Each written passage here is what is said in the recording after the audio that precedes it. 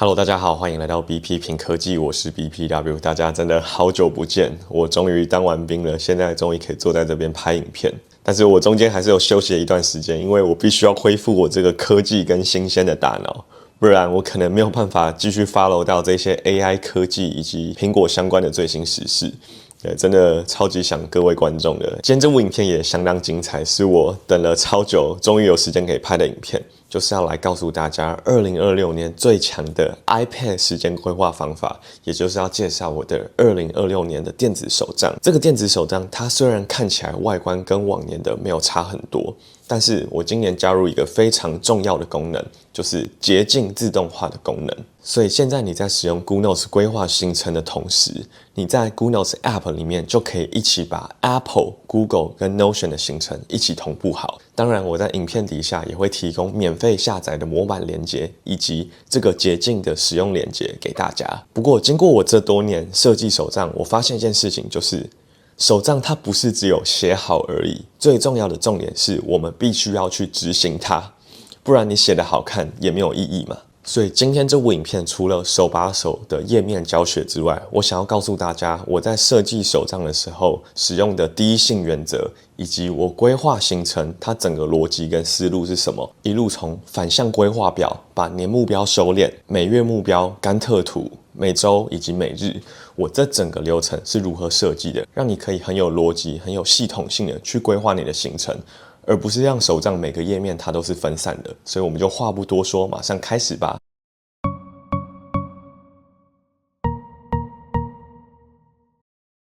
在進入教學之前，先來分享我的思路。我是如何使用第一性原則去規劃出這個手賬呢？大家先想一下，你在規劃行程的時候，最重要想要做到的點是什麼？以往我對電子手賬想到的點就是你要寫得很美觀，然後要專注在手寫，要寫得很工整。這幾點的確很重要，沒錯，因為你要寫得好看，你才會想要去看你的手賬嘛。但我發現在這件事情之下，還有兩個很重要的基礎，分別就是效率以及執行。效率的話，就是你要如何在早上起床半小時，或是睡前半小時之內，你就可以快速去規劃好你的行程。執行的話，就是你要如何去寫上去之後，可以真正的做到，然後還可以回過頭來去檢視你的目標。經過我的思考之後，第一性原則，我發現這兩點才是在手賬撰寫當中最重要的兩件事情。那其實也不光手賬，任何的時間規劃，它也都環繞在這兩個點。所以接下來我就會從這兩個點告訴大家，我這份2026年的電子手賬要如何使用。首先，我們講到效率，要如何快速的去規劃好我們的行程。那第一個功能就可以用到我今年全新推出的捷徑聯動的功能。下載捷徑的方法，請大家先到 iPad 的設定裡面去開啟私人分享。開啟之後呢，我們就可以直接去加入捷徑。那捷徑的話，如果你已經有購買我的電子手賬，它就會出現在我 PDF 的第一頁，分別有一個 BPW Planner 跟 Planner One 的捷徑超連結，可以點擊影片下方的資訊欄，然後一起來做使用。今年手賬設計了兩個捷徑，第一個捷徑大家在週曆的星期幾1到日這邊就可以看到。點擊下去之後，它就可以新增對應日期的行程。比如說今天是2月26號，點下去之後，很神奇的事情就發生了，它會直接跳出一個彈出視窗，就可以直接把你的行程名稱以及你要做的事情直接寫在上面。這個規劃方式可以有什麼情境呢？比如說你現在開會或是上課的時候，主管或是老師他突然交辦你一件事情。比如說下禮拜3月1號要記得攜帶什麼東西，要記得準備什麼東西。這時候你就可以直接點擊3月1號禮拜日，你需要準備什麼東西，就可以直接在 GoodNotes 的頁面完成，不需要轉跳到任何的行事曆 App。第二個捷徑超連結，大家可以在我的手賬右下角的地方發現有一個行程以及一個鈴鐺的符號，看起來很像提醒事項，它就是一個提醒事項的按鈕。那或是在月曆的左下角甘特圖旁邊，你也可以找到這個按鈕的使用情境就比較多元。我在規劃購物清單的時候，就可以去把清單除了寫上去之外，還可以列在我的提醒事項裡面。然後提醒事項它也可以去加入不同的類別，像是生活類、工作類、科技類等等的東西，你就可以加到你的提醒事項裡面。那這個按鈕第二個好處就是，你除了新增提醒事項之外，也可以像第一個按鈕一樣去新增對應日期的行程。我在規劃行程的時候，假設我現在在寫2月27的行程，但是我要規劃4月1號的行程，我總不可能還要點擊超鏈接到4月1號，這樣會有點麻煩。所以如果我想要更快速執行這件事情，我就點擊一下右下角這個按鈕。但是大家聽到這邊一定覺得捷徑不是 Apple 的嗎？為什麼我可以把 Apple、Google 跟 Notion 的行程全部都同步呢？所以這時候我們就要使用到他們 App 之間的同步功能。大家這邊也要先去思考一下，他們之間同步的關係是什麼？ Apple 跟 Google 他們是可以互相同步的，所以 Apple 寫的行程在 Google 可以看到， Google 寫的行程也可以在 Apple 看到。Notion 你不管是 Apple 的行程還是 Google 的行程，它都可以同步進去。所以最後我們檢視所有行程的地方就會是在 Notion， 因為 Notion 你可以同時看到 Notion 它自己的 Apple 以及 Google 的，但是你在 Apple 跟 Google 你就只能看到各自的行程，所以最後的總表我會使用 Notion 來查看。當我們了解這個邏輯之後，我們就要去設定它們之間的同步。Apple 跟 Google 之間的聯動就要打開 iPad 的設定，打開設定之後直接加入 Gmail 賬號。加入 Gmail 賬號，我們在 Apple 的日曆當中就可以看到 Google 的行事曆。當在 iPad 設定完之後，打開 Google Notes， 我們新增行程的時候，只要在行程的類別當中選取我們剛剛新增的 Gmail， 這時候呢 Apple 跟 Google 之間的聯動就完成了。那接着呢，因為我是一個 Notion 愛用者，所以我會很希望我最後的東西不只可以在 Apple 跟 Google 新增，我在 Notion 裡面新增行程也可以一起看到，所以我就會使用 Notion Calendar 的聯動功能。那 Google 的聯動非常簡單，你只要直接加入你的 Notion 賬號以及 Gmail 賬號，就可以讓它同步完成。那需不需要再把 Apple 同步到 Notion 呢？這個就是看個人，因為當你在 Apple 新增行程的時候，你的類別已經是 Gmail 的話，其實 Google 就會一起顯示了，所以等於你在 Notion 就可以看到這3個東西。除非你的 Apple 它自己有 Gmail 以外的類別，比如說個人、家庭、工作，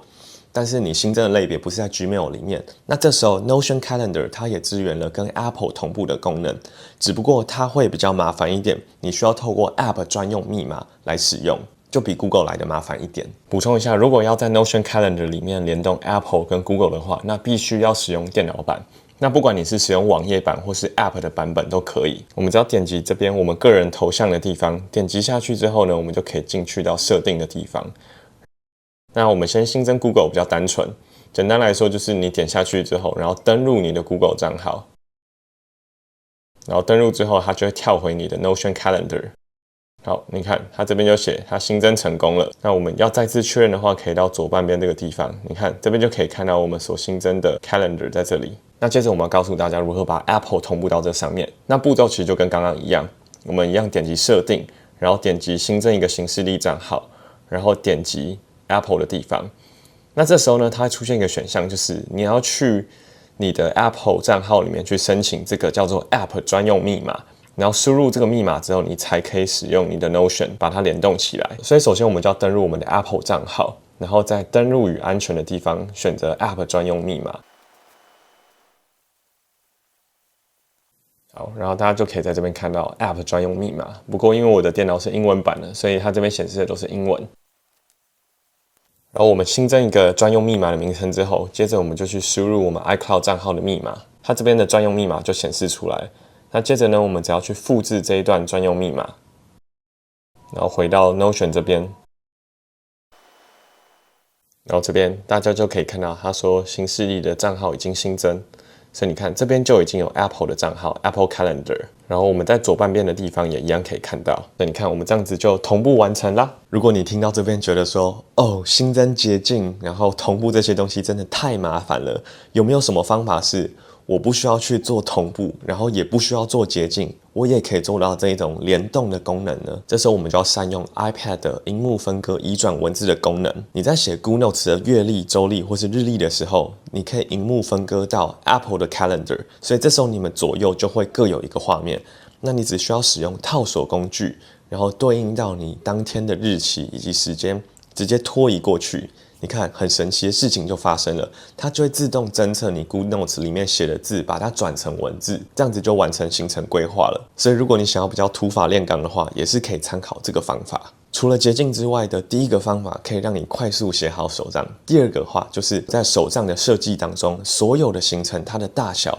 填寫的方式都是一致的，所以你不管是在填寫每月目標、甘特圖上面的月曆，以及到週曆的目標、週曆的行程表，一直到日曆，這所有的東西它大小都是一致的。所以你在行程規劃的時候，再也不用擔心寫太大、寫太小，你可以直接使用複製貼上的方式，就把所有的行程都貼好。這個我會在第一性原則的第二點來詳細告訴大家，要如何做到這個完美的複製貼上的邏輯。所以這個就是關於第一性原則的第一點，效率。接着第二點就是執行，寫上去之外，你一定要做到，不然寫手賬就只是寫好看而已。我們必須要去清楚的訂定目標，以及事後去回顧你的目標是否需要調整。第一個，我今年新增了全新的界面，叫做反向規劃表。簡單來說，它就是把你一年的目標往回拆。你一開始先想好一年的目標要做完什麼事情，接着半年後、3個月後、1個月後、1週後，你可以去量化不同時間段的步驟，你需要做到哪些事情，這樣子會很方便讓你去進行長期的規劃。就來舉一些具體的例子來讓大家知道。像我的頻道目前是6萬訂閱，假設我希望明年3月可以達到10萬訂閱的目標，所以我這一年當中我就需要增加4萬的訂閱人數。這時候我就會去計算，我要達到10萬訂閱的話，我平均每支影片觀看要多少，可以轉換多少訂閱數，就可以推算出我要拍多少影片。所以我推算出來之後，我發現我要拍5種類型的影片，每個類型的影片它都至少要拍10到15部，然後每支片的觀看要5萬到15萬之間，所以可以推算出我一年大概要拍40到60支影片。這時候你一定會覺得說，哇，要拍40支影片真的好困難哦。所以這時候我們就需要用到反向規劃表去倒推我們的目標，一直倒推之後，我就可以發現我1個月平均要拍4支影片。然後我就可以直接把我影片的類型跟觀看寫上來。最近的目標就是下周的目標，像我下周就要拍攝 iOS 軟體系列的教學，平均觀看要15萬，換到1000的訂閱數。這樣子推算之後呢，我就有機會可以達到10萬的訂閱。這樣子目標是不是被量化梳理得很清楚呢？如果你覺得 YouTube 聽起來太抽象的話，這邊還有其他的例子。我的目標是想要考到 N2 的檢定。那目標滿分是180分，我要至少拿到120分的合格分數。1年後我的考試，我希望每一科至少可以拿到40分，在語法、閱讀以及聽寫。模擬考的話，至少要考到90分，也就是半年之後。